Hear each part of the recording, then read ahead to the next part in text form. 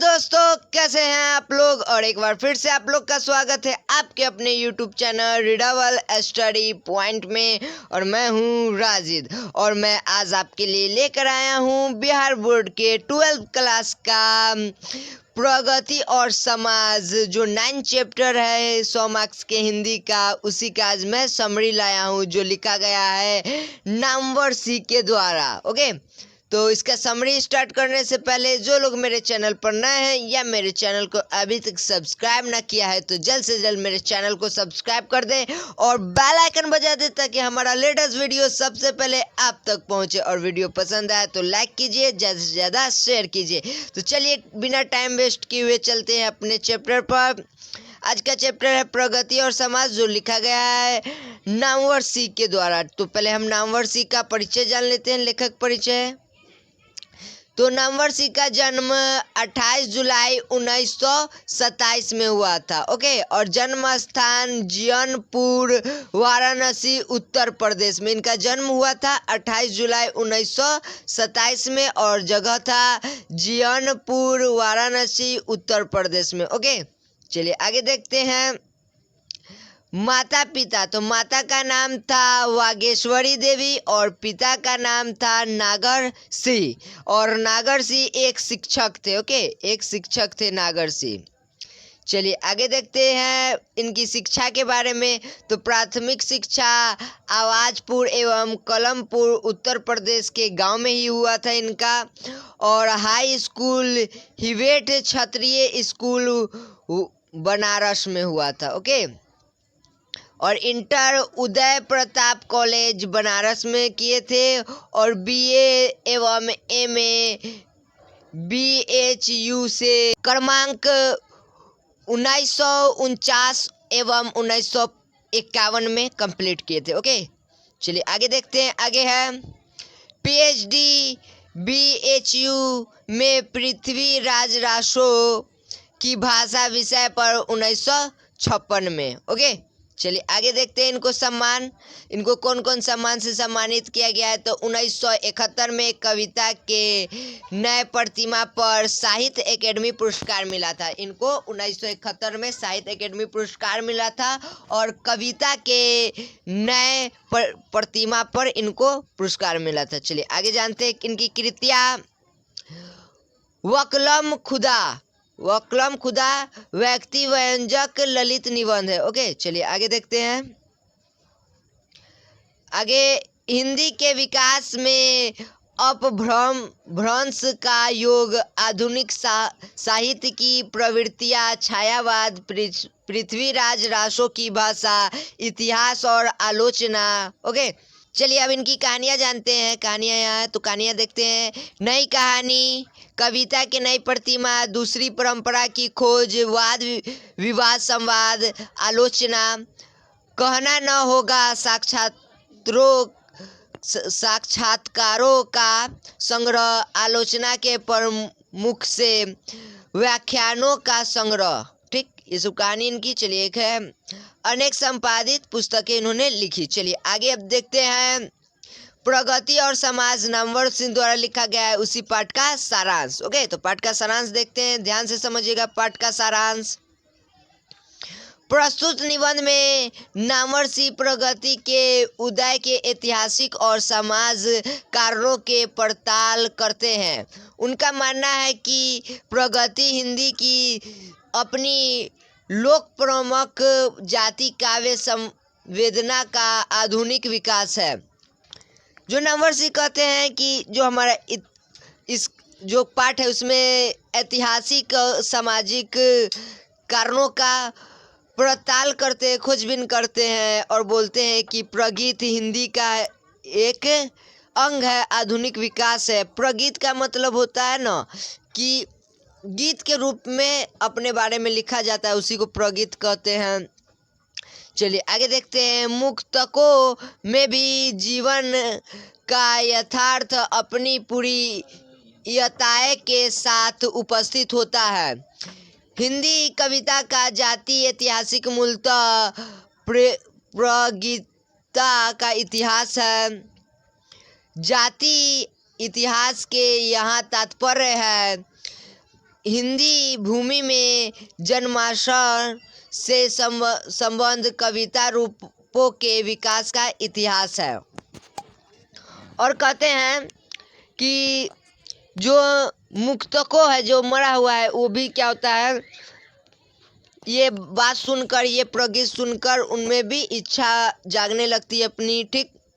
और फिर हिंदी कविता का जाति इतिहास मूलतः प्रगीता का इतिहास है, और जो भी हिंदी का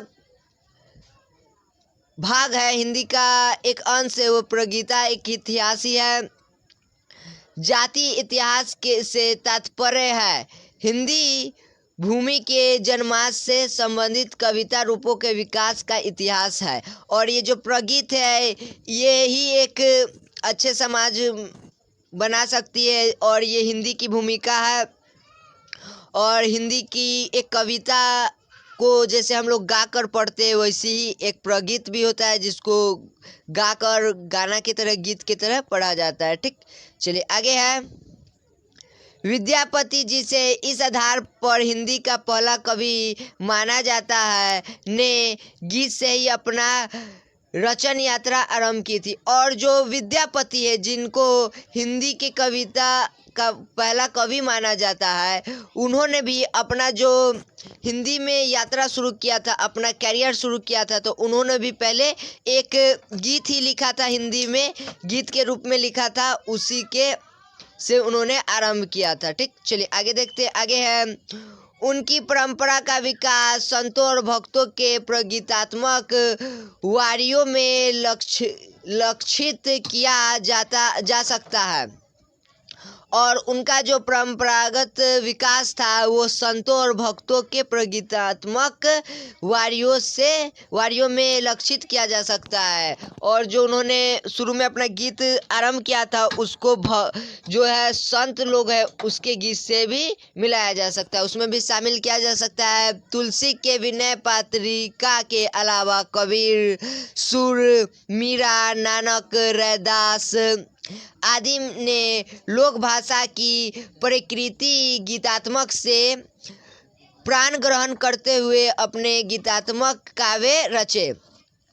और जो हमारे पहले जो तुलसीदास थे, ठीक, कबीर जी थे, सूरदास जी थे, मीरा जी थे, नानक थे, रैदास थे, इन्होंने भी अपना कविता का जो लिखा है, जो भी श्लोक लिखा है, दोहा लिखा है, ये सभी गीत के रूप में ही लिखा है। तो यहाँ पर नामवर सी बताना चाहते हैं कि हिंदी साहित्य में और हमारे जो समाज, हिंदी समाज में है, इसमें गीत का बहुत ही बड़ा महत्व है। गीत से ही हिंदी है और हिंदी से ही गीत है। चलिए आगे देखते हैं, इन प्रगीतों की चरम वैयक्तिकता ही परम सामाजिकता के रूप में प्रतिफलित हुई और भक्ति काव्य एक आंदोलन के रूप में जनमास के लिए प्रेरणा स्रोत बना। और जो हमारे देश में और हमारे समाज में जो भी हिंदी साहित्य है, वो एक गीतों से ही बना हुआ है, और हिंदी से ही प्रगीत और प्रगीत से ही हिंदी है। और इसका शुरुआत शुरू से ही हुआ है, जब भी हिंदी में कुछ लिखा गया कविता, वो प्रगीत के रूप में ही लिखा गया है। और ये एक आंदोलन का भी प्रेरणा स्रोत है। अगर कोई आंदोलन में कोई नारा भी यूज किया जा रहा है, तो वो भी एक प्रगीत के रूप में भी किया जा सकता है, गीत के रूप में भी किया जा सकता है। चलिए आगे देखते हैं, आगे है, वे इसका विकास आधुनिक काल तक देखते हुए बताते हैं कि हिंदी की आधुनिक कविता एक प्रगीतात्मक सौंदर्य शस्त्र को विकसित कर रही है। और हिंदी कर रहे हैं नामवर सिंह की आधुनिक काल में देखा जाता है, तो हिंदी के आधुनिक कविता जो है, वो प्रगीतात्मक सौंदर्य को ही विकसित कर रहे हैं। और हिंदी में जो भी पहले भी कविता लिखा गया था, तो प्रगीत के रूप में, और अभी भी लिखा जाता है तो प्रगीत के रूप में ही लिखा जाता है, जिस कारण ये प्रगीत कविताओं के सौंदर्य को विकसित करता है। जब गीत के रूप में कविता रहता है, तो उसको पढ़ने में और आनंद आता है, पढ़ने में मज़ा आता है। चलिए आगे देखते हैं, यह न तो व्यक्ति की आंतरिक अनुभूतियों की अभिव्यक्ति को प्रकट करने में संकोच कर रही है और न ही बाहर का अर्थात का रचनात्मक सम्मान करने में ही हिचकिचा रही है। और जो प्रगीत है वो हिंदी में लिखा कोई भी कविता प्रगीत के रूप में लिखा जाता है तो किसी भी व्यक्ति के व्यक्तित्व को अच्छे रूप से बताता है और उसमें कोई भी हिचक नहीं रहता है या कोई भी संकोच नहीं रहता है। चलिए आगे देखते हैं। आगे, अंदर न तो किसी असंदिग्ध विश्व दृष्टि का मौजूद खूंटा गाड़ने का जिद और न ही बाहर को एक विराट में आने का हवस। बाहर छोटी से छोटी घटना, स्थित वस्तु आदि पर नजर है और कोशिश है उसे अर्थ देने की। और जो भी हमारे समाज में जो प्रगीत लिखा जाता है, कविता प्रगीत के रूप में लिखा जाता है, तो उसमें अंदर में कोई भी संदेह नहीं रहता है उस प्रगीत में और ना ही बाहर से कोई विराट हवस होता है। उसमें छोटी छोटी बातों पर भी नज़र रखने का कोशिश किया जाता है प्रगीत में, ताकि कविता और पढ़ने में मज़ा आए। चलिए आगे देखते हैं। इसी तरह बाहर की प्रतिक्रिया स्वरूप अंदर उठने वाली छोटी से छोटी लहरों को भी पकड़कर उसे शब्दों में बांध लेने का उत्साह, अर्थात आधुनिक कविता न तो रोमांटिकता की हद तक व्यक्तिवादी आत्मप्रक और कलावादी है और न ही सामाजिक यथार्थ के प्रति आंतरिक रूप से संवेदिक है।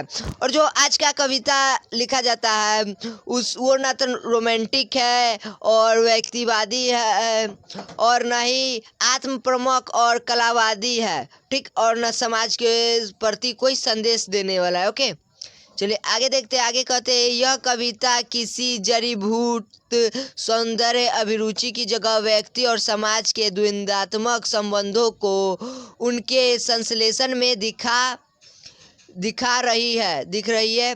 यहाँ किसी प्रकार का पूर्वाग्रह और दुराग्रह नहीं, बल्कि एक वास्तविक लोकतांत्रिक कलाबोध आधुनिक कविता